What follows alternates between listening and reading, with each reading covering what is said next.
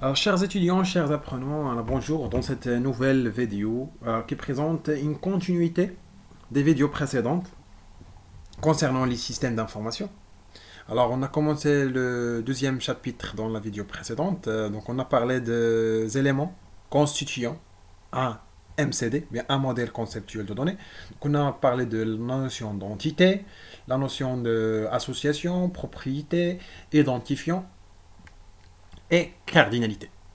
Alors, dans cette nouvelle vidéo, toujours dans le deuxième chapitre, concernant la modélisation conceptuelle de données. Alors, après avoir vu les notions et les composants d'un MCD, alors maintenant, on va voir quelles sont les étapes à suivre afin d'élaborer un modèle conceptuel de données. Alors, juste une petite remarque, à noter que dans cette série de vidéos concernant les systèmes d'information, alors j'essaie le maximum possible d'être bref, simple et précis. Voilà, donc on commence la construction d'un MCD. Alors, la construction d'un MCD passe par un ensemble d'étapes. La première, c'est le recueil des informations. Après, c'est la construction, ce qu'on appelle un dictionnaire de données. 3, épuration dictionnaire. Finaliser, c'est-à-dire finaliser le dictionnaire. 4, déterminer les dépendances fonctionnelles. Et 5, élaborer le MCD. Alors, ce sont 5 étapes enchaînées. Donc, on va essayer de voir chaque étape en détail. Et on commence par la première, le recueil des informations. Donc le recueil des informations présente la première phase de l'informatisation d'un système d'information. Alors toutes les informations concernant le sujet doivent être rassemblées. C'est la première phase. C'est-à-dire, j'essaie de rassembler le maximum d'informations possibles concernant le sujet traité. Ou bien concernant le système traité. Alors dans cette phase de recueil, est effectué en plusieurs niveaux. Alors, le premier niveau, c'est on s'intéresse aux techniques et aux outils de localisation de l'information. Car le premier problème à résoudre, c'est quoi? C'est de trouver l'information. Donc, on cherche partout l'information qui nous concerne.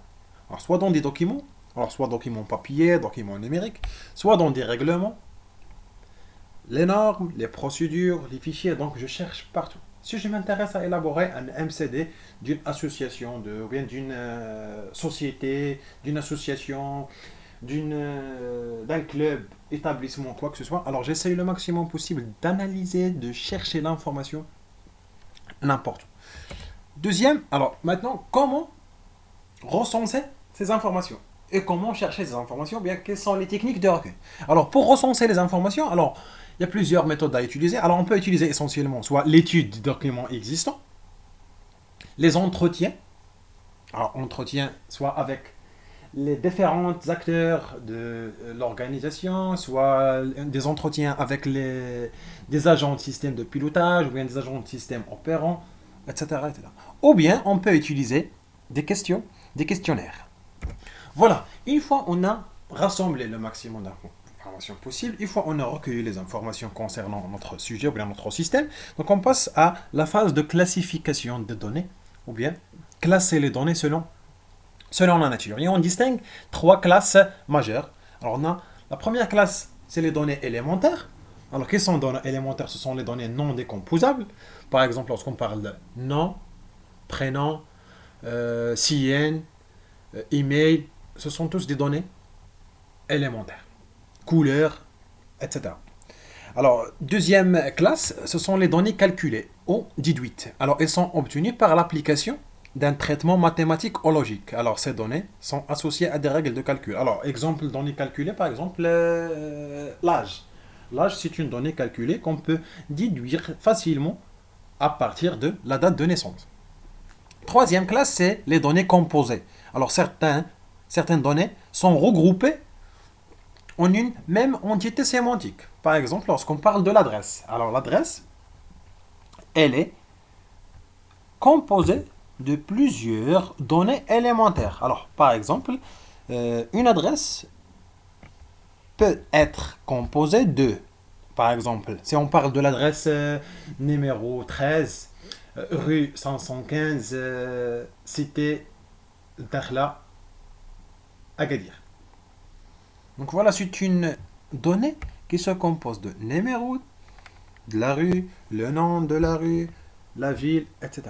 Donc on peut décomposer l'adresse en plusieurs données élémentaires. Donc, après avoir recueilli les informations, on va classer les informations selon trois natures.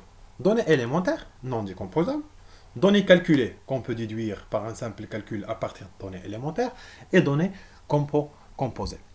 Voilà. Alors, une fois on a déterminé la nature, maintenant on passe au type de données. Alors, les types de données ont un sens plus restrictif que la catégorie. Alors, si la catégorie s'applique à la nature d'une donnée, alors le type est une contrainte physique liée à la manière dont sera stockée la donnée dans le système d'information. Donc le type de donnée s'intéresse à la valeur prise par cette donnée. Alors on distingue quatre types principaux. Alors le premier type c'est alphanumérique. Donc c'est quoi alphanumérique? Donc on parle alphanumérique, on parle d'une donnée qui peut contenir du texte, c'est-à-dire des caractères et des chiffres. Le deuxième type numérique, c'est-à-dire que des nombres. Alors, on peut préciser soit entier, un nombre entier, soit un nombre réel, soit monitaire. Monitaire, c'est un nombre dans lequel on peut ajouter devises. Troisième type, c'est la date. Alors, on peut utiliser la date et l'heure. On peut utiliser uniquement la date. La dernière, ou bien le dernier type, c'est logique ou booléenne. Alors, quand est-ce qu'on utilise le type logique ou booléenne? Si on a deux résultats. Alors, soit 0, soit 1, soit vrai, soit faux. Donc, c'est ça, le type booléen. Donc, pour récapituler, alors la première étape consiste à recueillir les informations, rassembler les informations concernant le sujet. Deuxième étape, on classe les données recueillies selon trois classes majeures. Données élémentaires, données calculées et données composées. Après, on va déterminer le type de chaque donnée. On distingue quatre types essentiels. Alphanumérique, numérique, date, logique ou booléenne. Alors, on va donner quelques exemples et on va déterminer le type de chaque donnée. Alors, si on parle par exemple de une donnée ou une propriété, le nom. Alors, le nom, c'est une donnée élémentaire de type alphanumérique. Si on parle de salaire, c'est une donnée. Par exemple, si on parle de salaire annuel, alors c'est une donnée calculée qu'on peut déduire à partir de salaire mensuel. De quel type? C'est numérique. Si on parle de date, location, c'est de type date. Alors, un exemple de type logique ou booléenne, c'est par exemple une donnée qui contient soit vrai ou bien faux, ou bien oui ou bien non. Par exemple, champ marié, il aura comme réponse oui, non. Donc on peut déclarer cette propriété de type logique ou bien booléenne. C'est bon? Voilà, donc on passe à la deuxième étape. La deuxième étape, c'est le dictionnaire de données. Alors, le dictionnaire de données, c'est quoi? Alors, en fait, c'est le résultat de la phase de collecte des données. Alors, une fois on a collecté les données, on va les dresser dans un dictionnaire. Alors, c'est un document. C'est quoi un dictionnaire? C'est un document permettant de recenser, classer et de trier toutes les données collectées lors de la phase de recueil des informations. Alors, ce dictionnaire est un outil important car il constitue la référence de toutes les études effectuées ensuite. Alors, c'est quoi un dictionnaire? En bref, un dictionnaire, c'est un tableau avec 6 colonnes. Première colonne, c'est le champ. Description du champ, la nature, type, la taille et la remarque. Alors, on peut dire que le champ, c'est la propriété. Description, c'est la signification de la propriété. La nature, on a parlé de la nature et on distingue trois natures. Alors, élémentaire, qu'on peut désigner par la lettre E, calculé, qu'on peut désigner par la lettre CA, et composé, qu'on peut désigner par CO. Le type, c'est alphanumérique, numérique, date ou booléenne. Et la taille, c'est la longueur maximale prise par les valeurs de ce champ. Et comme dernière colonne, on a la remarque, c'est une observation ou bien une contrainte à ajouter. Voilà, donc une fois on a recensé les informations, une fois on a recueilli l'ensemble des informations nécessaires, alors on va essayer de dresser ces informations dans ce dans ce tableau, alors qu'on appelle un dictionnaire de données. Alors voilà un exemple d'un dictionnaire de données. On a première colonne le champ, code par exemple, code OT. Alors description, c'est pour définir et donner une petite description du champ. Par exemple, code OT, on ne peut pas savoir c'est quoi code OT. Alors, d'après la description, on va constater que code étudiant, nature c'est élémentaire, le type c'est alphanumérique et la taille maximale qu'il peut avoir code étudiant, c'est 5 chiffres, ou bien 5 caractères, puisqu'il est déclaré alphanumérique. Non étudiant, la nature, toujours élémentaire, le type c'est alphanumérique et la taille maximale c'est 25. C'est-à-dire la taille maximale que peut prendre le champ non étudiant c'est 25. Date naissance, de type date, l'adresse nature composée alphanumérique et la note étudiant, de type numérique de nature élémentaire. Et la remarque, on a ajouté une petite remarque sous forme de contrainte, c'est que la note doit être comprise entre 0 et 20. Voilà, c'est un exemple d'un dictionnaire de données. Donc, une fois on a collecté l'ensemble des données, alors on va les dresser dans un tableau qu'on appelle un dictionnaire de données avec 6 champs, ou bien 6 colonnes, le champ, description, la nature, le type, la taille et la remarque. Voilà. Alors, une fois on a élaboré notre dictionnaire de données, donc on passe à la troisième étape, c'est l'épuration dictionnaire. C'est quoi l'épuration dictionnaire?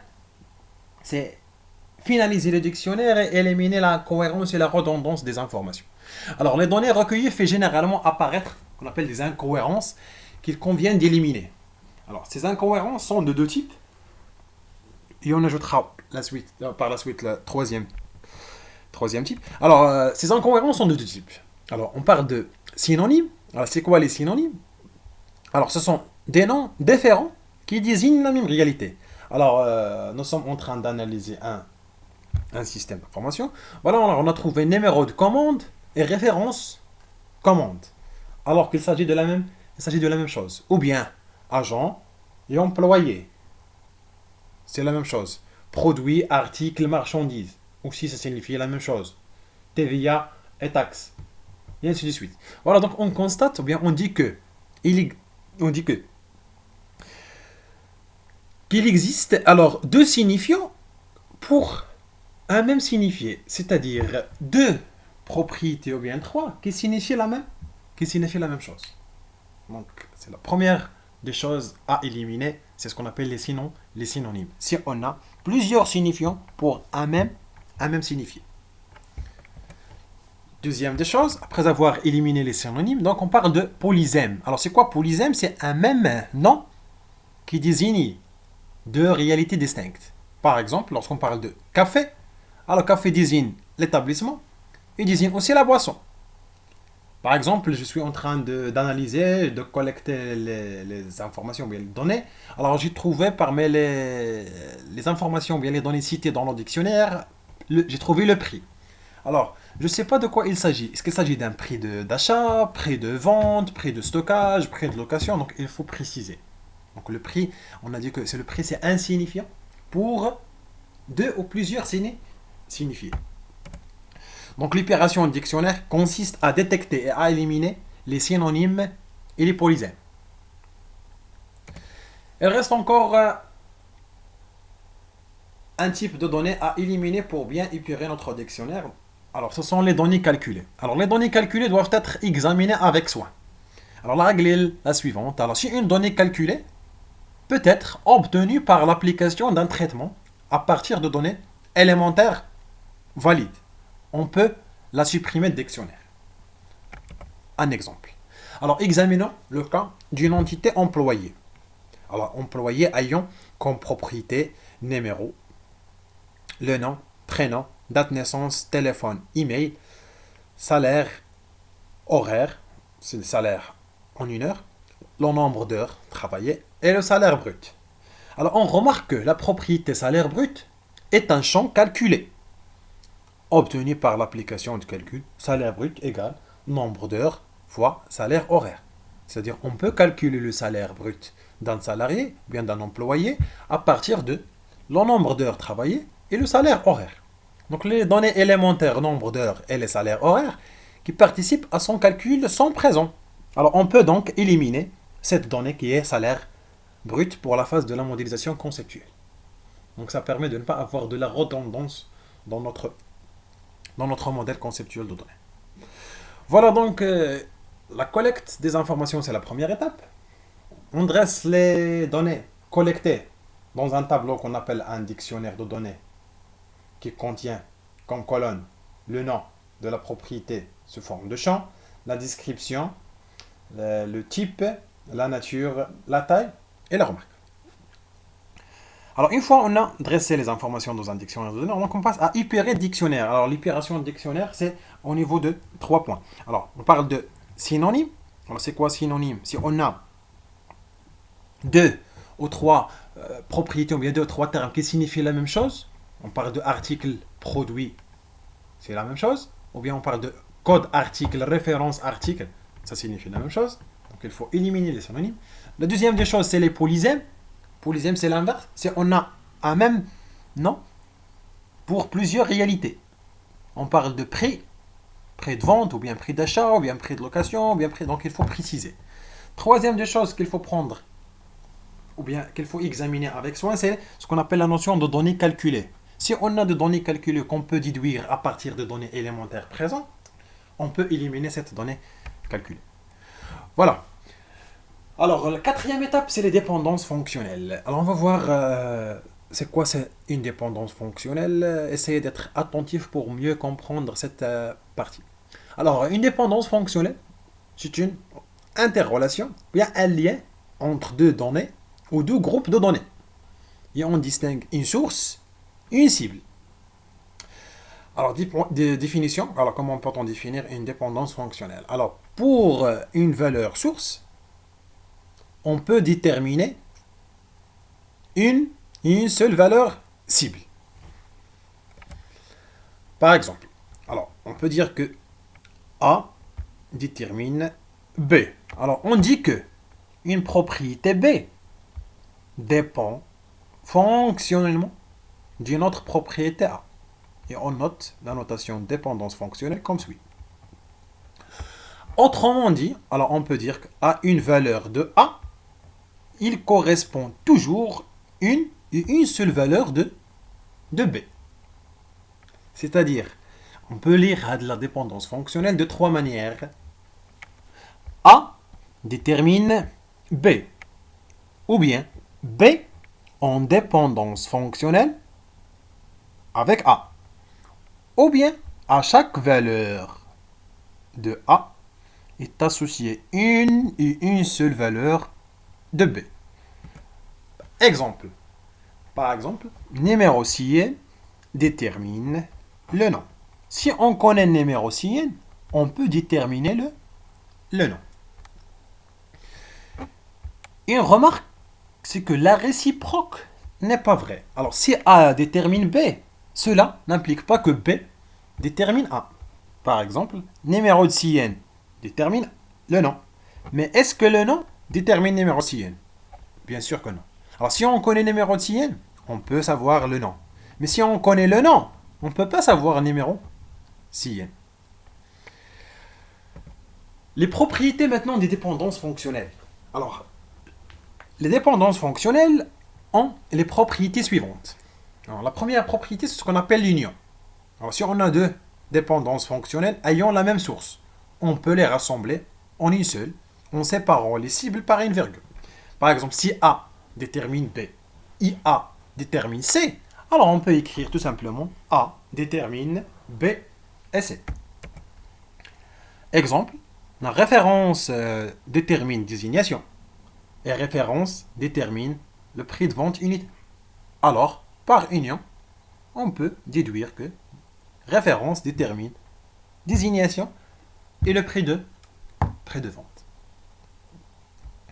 Deuxième propriété, c'est ce qu'on appelle la transitivité. Alors, si A détermine B et B détermine C, alors on peut déduire que A détermine C. Exemple, numéro médecin détermine le code service. Et code service détermine le numéro hôpital. Alors, par transitivité, on peut déduire que numéro médecin détermine le numéro hôpital. Les dépendances fonctionnelles qui peuvent être déduites par transitivité de deux autres dépendances fonctionnelles doivent être éliminées, car elles sont alors redondantes. Alors, on verra ça par la suite.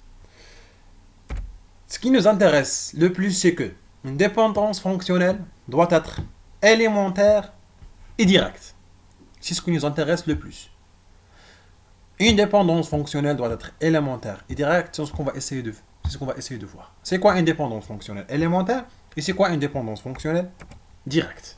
Alors, on commence par une dépendance fonctionnelle élémentaire, c'est quoi? Alors, quand est-ce qu'une dépendance fonctionnelle est élémentaire?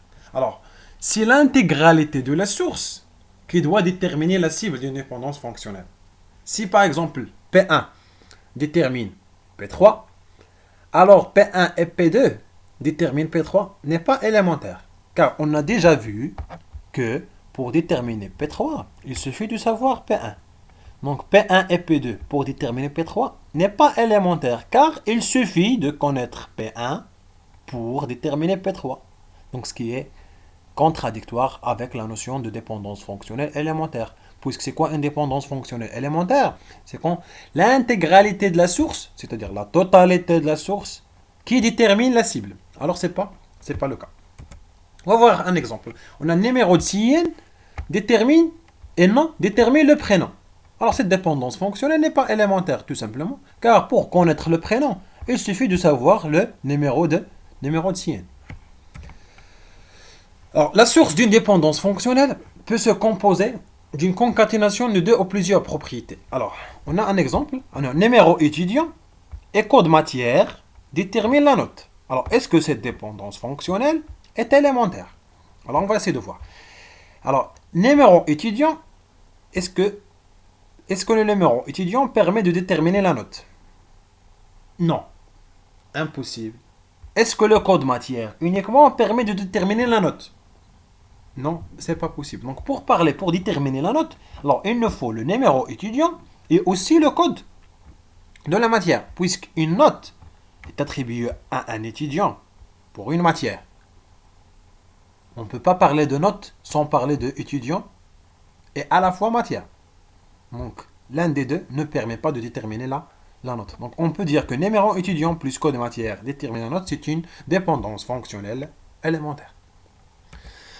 Deuxième, c'est dépendance fonctionnelle directe.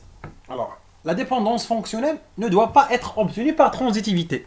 Par exemple, si P1 détermine P2 et P2 détermine P3, alors P1 détermine P3 est obtenue par transitivité. Donc, elle n'est pas directe.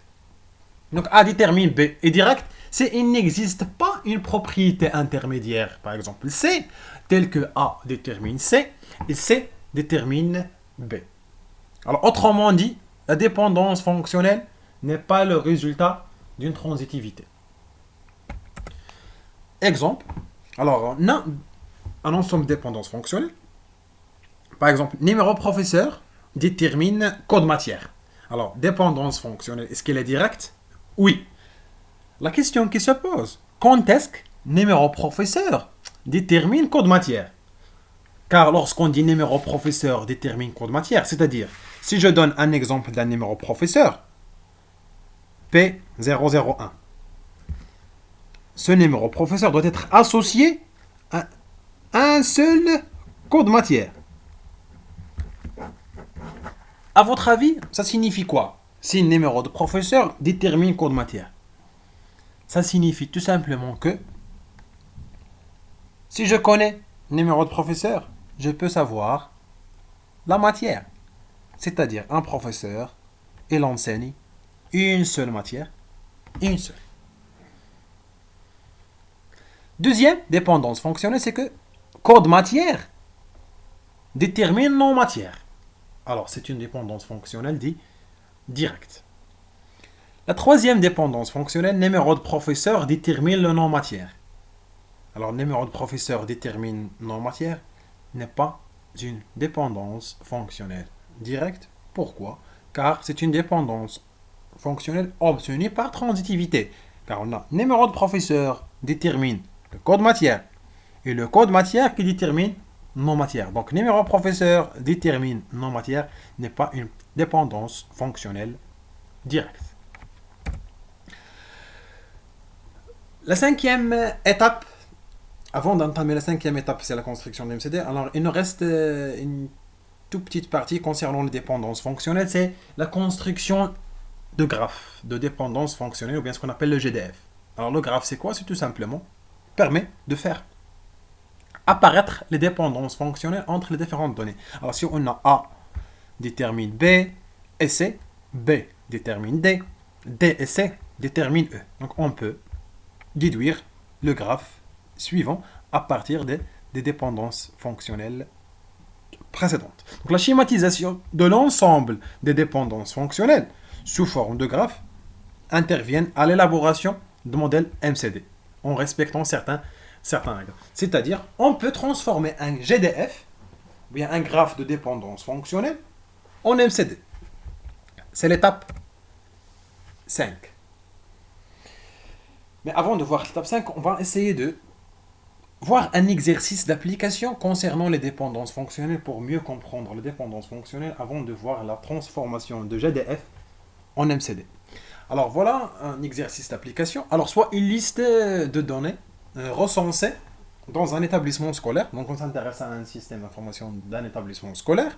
Donc on a la liste des propriétés, nom élève, prénom élève, email, libellé matière, nombre d'heures, code filière, libellé filière, la note, le numéro élève, numéro de la matière et la langue d'enseignement. On a aussi des règles de gestion appliquées dans cet établissement. C'est que chaque élève est attribué à une seule filière. C'est-à-dire, possible de trouver un élève qui est attribué à plusieurs filières.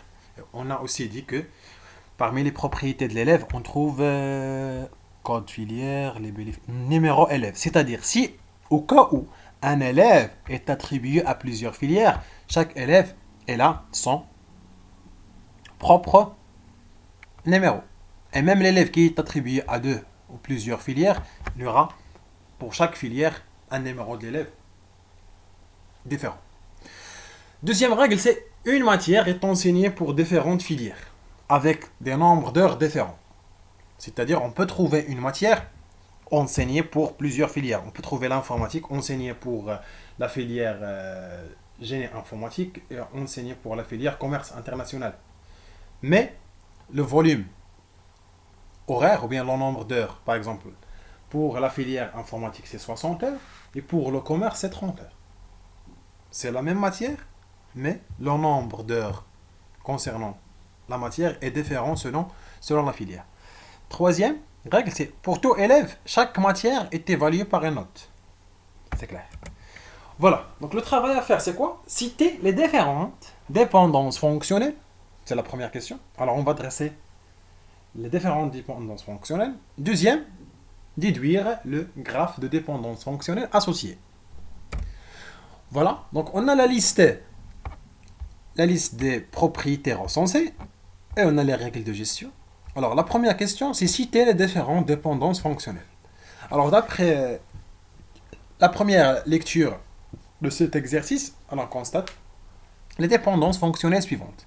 Donc, la première dépendance fonctionnelle, c'est que numéro élève détermine le nom élève, le prénom élève et l'email.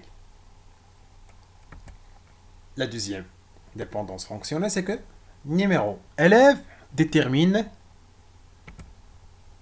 Alors, c'est ce qu'on va essayer de déduire à partir de la première règle. Chaque élève est attribué à une seule filière. C'est-à-dire, si je sais, si je connais le numéro élève, je peux déduire le code filière. Puisqu'un élève est attribué à une seule filière.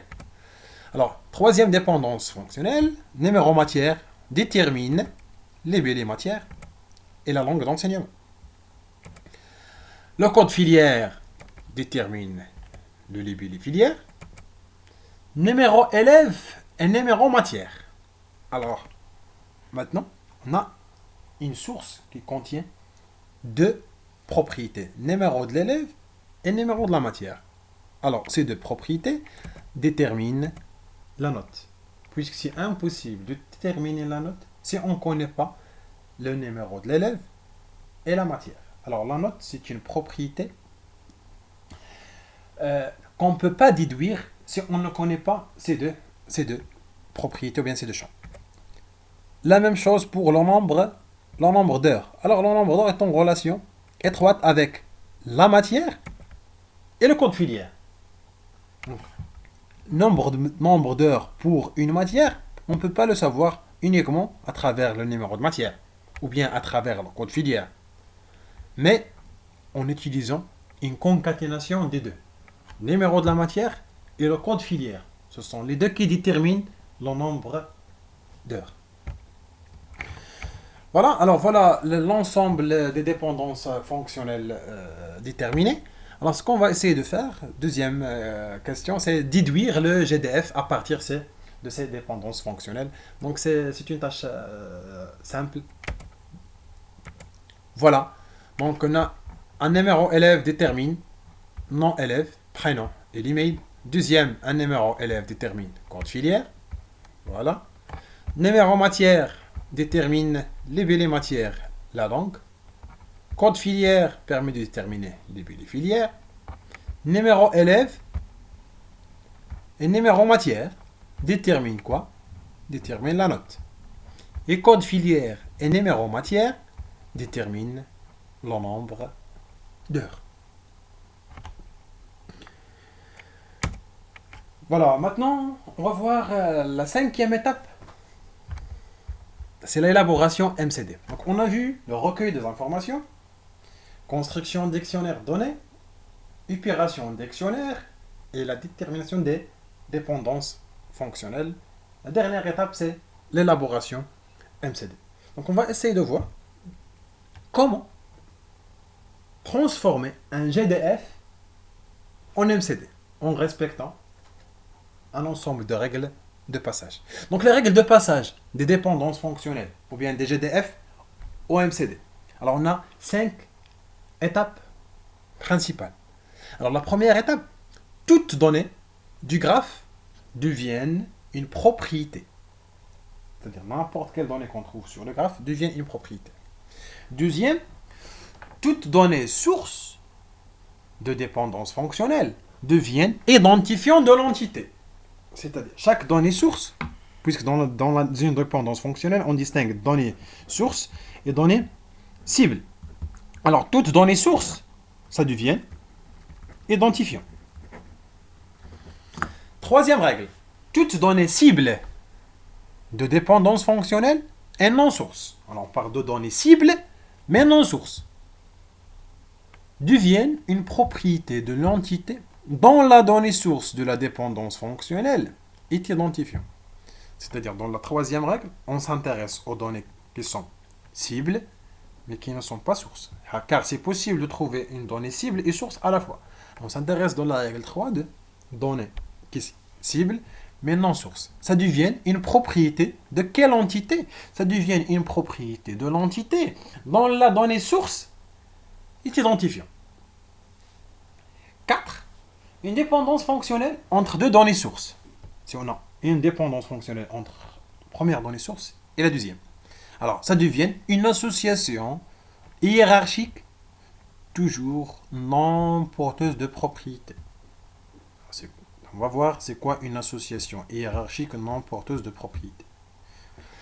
La règle 5, c'est la présence d'une donnée concaténée. C'est l'association de plusieurs données élémentaires, source de dépendance fonctionnelle. Ça devient une association non hiérarchique, mais cette fois porteuse de propriété. Alors on verra un exemple pour mieux comprendre.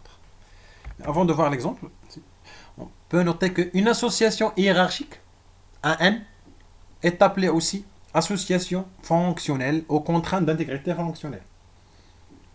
La deuxième des choses, c'est qu'une association non hiérarchique, NN, est aussi appelée non fonctionnelle ou contrainte d'intégrité multiple.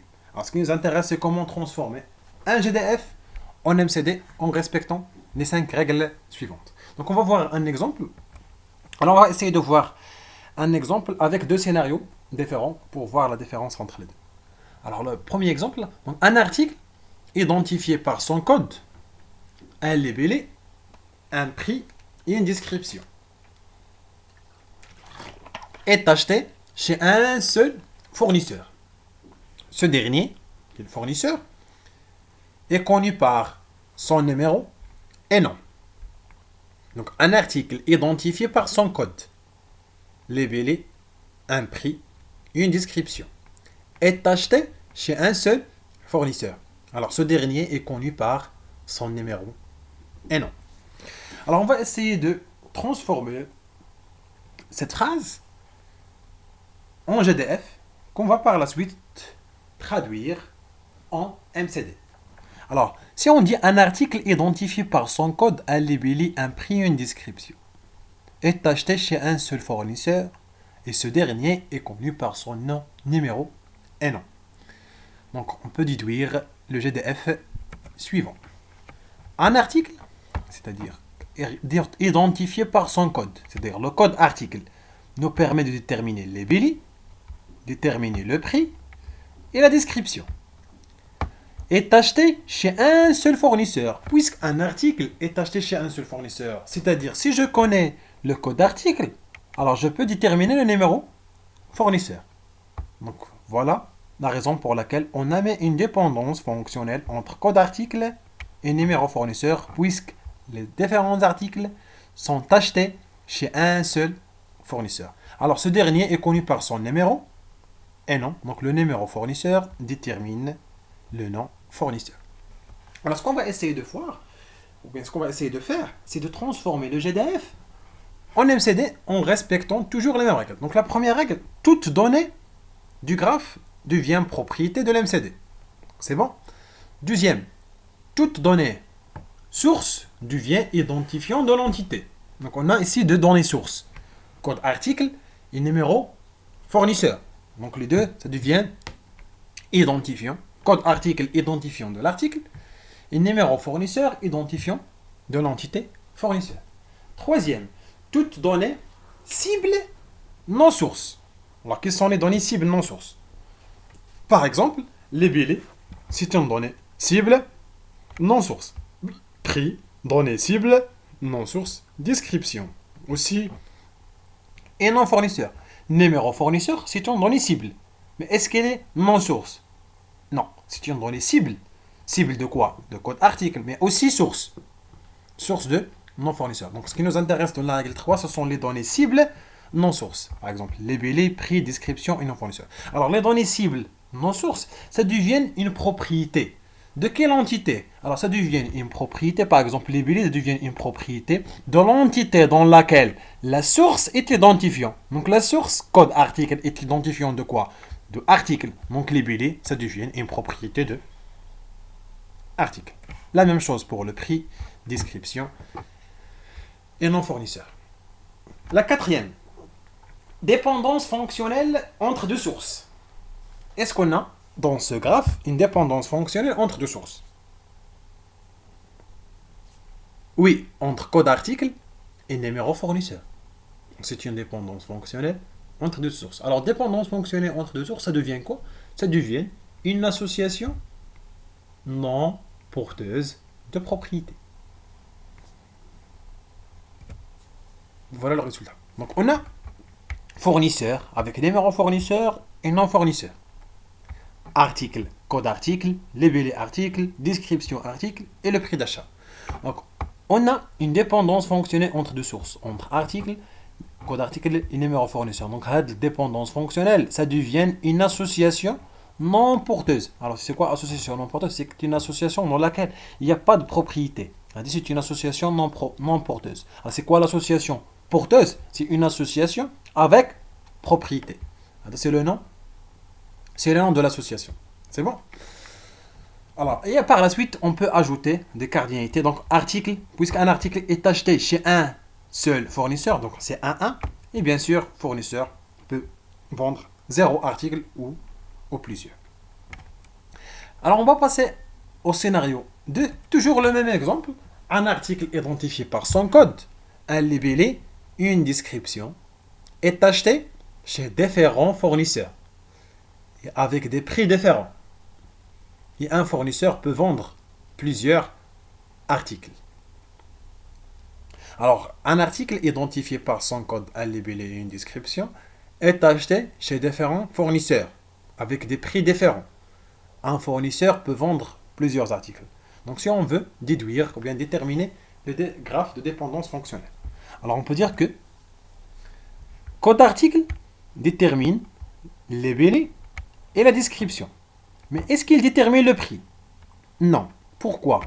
Contrairement au premier exemple, où les articles sont achetés chez un seul fournisseur, maintenant les articles sont achetés chez différents fournisseurs et avec des prix à prix différents. Je peux acheter un article chez un seul fournisseur avec un prix différent de le deuxième ou bien le troisième, quatrième, cinquième fournisseur et ainsi de suite. C'est bon. Donc le prix de chaque article est en fonction de quoi?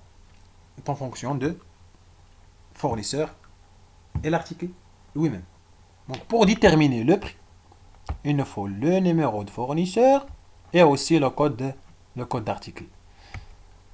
Donc, pour transformer le GDF suivant en MCD, on va essayer de suivre les mêmes étapes. Alors, première règle, deuxième règle et troisième règle, il n'y aura pas de changement. Toutes données du graphe deviennent propriété de l'MCD. Toute donnée cible devient identifiant de l'entité. Et toute donnée cible non source deviennent une propriété de l'entité dans laquelle la source est un identifiant. La quatrième et la cinquième règle peut donner résultat suivant. Alors, numéro fournisseur et code article deviennent des identifiants. C'est clair, c'est la règle numéro 1.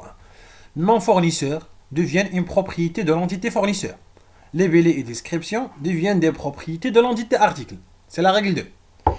Il n'y a pas de dépendance fonctionnelle entre les données sources. Donc pas d'association hiérarchique non porteuse. C'est la règle 3. Le prix d'achat dépend de numéro fournisseur et code article. Donc il y a une association non hiérarchique porteuse de propriété prix d'achat.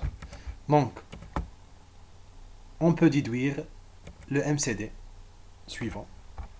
Un fournisseur avec numéro fournisseur et non fournisseur peut vendre un article ou plusieurs et un article est déterminé avec ou bien identifié avec code article, label article et description. Un article peut être acheté chez un seul fournisseur ou bien plusieurs fournisseurs. Et si vous remarquez, toujours si on a une association, ou bien de la plupart des cas, si on a une association de type N, alors on trouve une association porteuse de propriété. Donc le prix d'achat, elle dépend du fournisseur et de l'article lui-même. Alors on va voir un exercice pour mieux comprendre. Alors transformer le GDF suivant en modèle conceptuel de données. C'est l'exercice qu'on a vu la dernière fois concernant la construction d'un GDF. Maintenant on a le GDF et on demande de déduire ou bien de transformer le GDF en modèle conceptuel de données. Voilà. Alors on a le GDF suivant. Alors on commence les règles. La première règle, toute donnée du graphe devient une propriété. Donc c'est clair. La deuxième, toute donnée source de dépendance fonctionnelle devient identifiant. Troisième, toute donnée cible de dépendance fonctionnelle et non source deviennent une propriété de l'entité dont la donnée source de la dépendance fonctionnelle est identifiée. La phrase est un peu compliquée, mais je vais essayer d'éclaircir la chose. Alors on a, première règle, toutes données du graphe deviennent propriété. C'est clair? Toutes données sources deviennent identifiants. On a deux données sources, bien trois. On a numéro élève, code matière, code filière. Deviennent trois identifiants pour les trois entités. Ça marche? Troisième règle, toute donnée cible, non source. Données cible non source, nom élève, prénom, email, la note, libellé. La note, c'est pas une donnée source, c'est une donnée concaténée. Libellé, langue et libellé filière. Alors ce sont des données qui sont cibles et non sources. Alors ces données cibles et non sources, ça devient des propriétés pour les entités ayant comme identifiant la donnée source de la dépendance fonctionnelle. Par exemple, on va prendre un exemple très simple pour mieux comprendre. Alors, on a nom élève.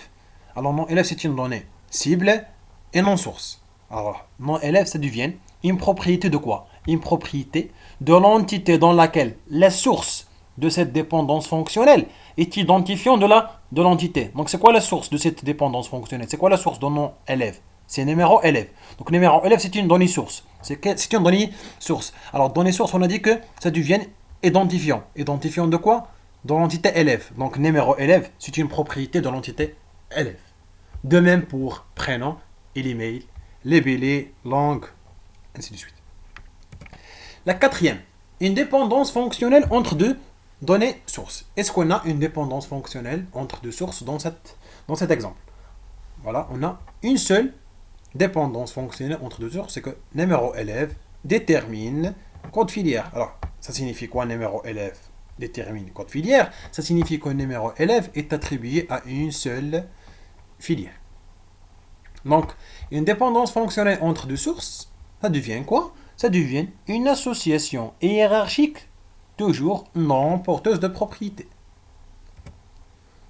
Voilà, élève t'inscrit dans une filière. La cinquième règle, la présence d'une donnée concaténée source. Alors, quoi la présence d'une donnée concaténée source? C'est la concaténation de deux données sources.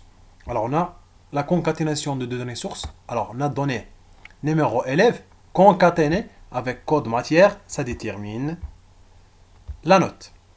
Donc, la présence d'une donnée concaténée source de dépendance fonctionnelle devient une association non hiérarchique porteuse de propriété. La deuxième, c'est on a code matière concaténé avec code filière, ça permet de déterminer le nombre d'heures.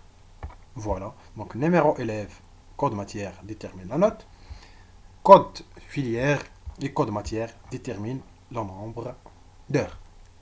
Et on ajoute les cardinalités. Donc élève t'inscrit dans une seule filière. Par exemple, la filière peut contenir un élève ou plusieurs. Un élève est évalué. Un élève étudie une ou plusieurs matières et la matière est étudiée par un ou plusieurs élèves. Matière est enseignée dans une filière avec un nombre d'heures différent pour chaque filière. Et la filière peut contenir une matière ou plusieurs. Voilà, donc c'est la fin de cette vidéo concernant la modélisation conceptuelle de données dans laquelle on a essayé de voir les différentes étapes à suivre afin d'élaborer un MCD. Donc on n'a pas encore terminé le deuxième chapitre, il nous reste encore une troisième partie concernant la normalisation. C'est ce qu'on va essayer de voir dans la vidéo précédente. Et merci pour votre attention et à la prochaine.